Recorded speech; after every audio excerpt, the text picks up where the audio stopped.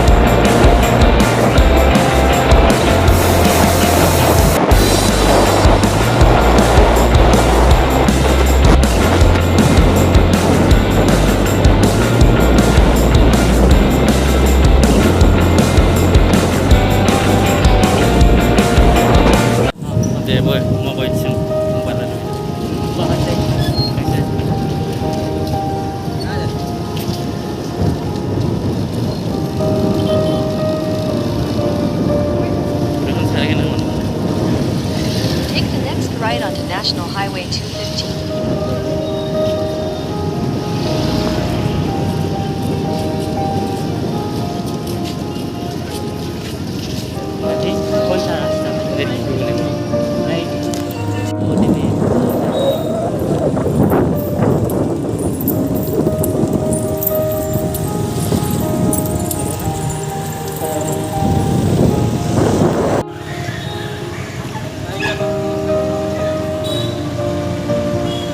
चलो आगे बढ़ते रहो।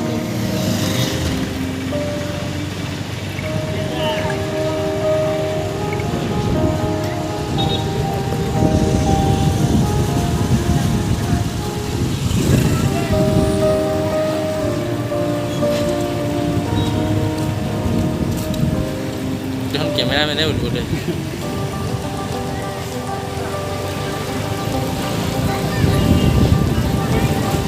पूरा भीड़ है अब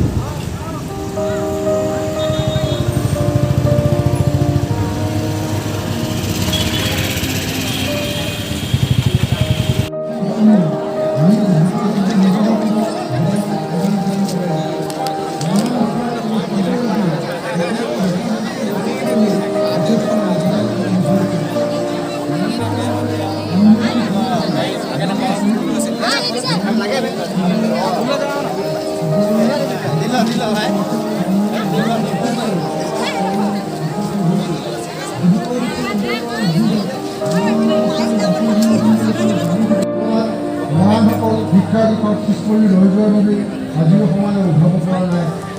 উঠি অহা প্ৰজন্মক উপযুক্তভাৱে শিক্ষাকৰণৰ সুবিধা দিয়াটো চৰকাৰখনৰ প্ৰধান দায়িত্ব আৰু কৰ্তব্য। মৰাণ অঞ্চলখনৰ গ্ৰামাঞ্চলত থকা চৰকাৰী খণ্ডৰ প্ৰাথমিক মাধ্যমিক প্ৰায়বিলাক বিদ্যালয়ৰ অৱস্থা আজিও শিক্ষাকৰণৰ অনুকূল পৰিৱেশৰ নহয়। আন্তঃৰাষ্ট্ৰীয় এই দুৰৱস্থাত ছাত্ৰ ছাত্ৰীৰ লগতে শিক্ষক শিক্ষয়িত্ৰীৰ অভাৱ ছাত্ৰ ছাত্ৰীয়ে শোষ কৰিছে। ধ্বংসৰ আশংকা থকা নদীবান্ধ নিৰ্মাণ হৈছে। কৃষিভূমি অকৃষি কাৰ্যলৈ ৰূপান্তৰ হৈ কৃষকৰ কৃষিভূমি উচ্ছল হৈছে। ৰাজ্যখনত অবৈধ চিণ্ডিকেট ৰাজে লুণ্ঠন চলাইছে। নিত্য প্ৰয়োজনীয় দ্ৰব্য খাদ্য সামগ্ৰীৰ অত্যাধিক মূল্য বৃদ্ধি হৈছে। ঠিকাদাৰী মাতৃ ঠিকাদাৰী নিৰ্বাচন আদিত দুৰ্নীতিৰ দেখা চলিছে ইত্যাদি ইত্যাদি। আজি এনে ১০২ সমস্যাই অসমখনক ঘেৰি ধৰাত ৰাজ্যখনৰ সৰ্বাংগীন দুৰ্নীতিৰ অৱস্থাত পৰিছে। ভিডিঅ'টো চাই কেনে পালে এই ভিডিঅ'টো মানে কেইদিনমান আগৰ ক্লিপ হয় চ' লেটকৈ আপলোড দিছোঁ মই। যদি ভিডিঅ'টো চাই ভাল পালে লাইক কৰিব আৰু কমেণ্ট কৰিব শ্বেয়াৰ কৰিব আৰু চেনেলটো ছাবস্ক্ৰাইব কৰিবলৈ নাপাহৰিব।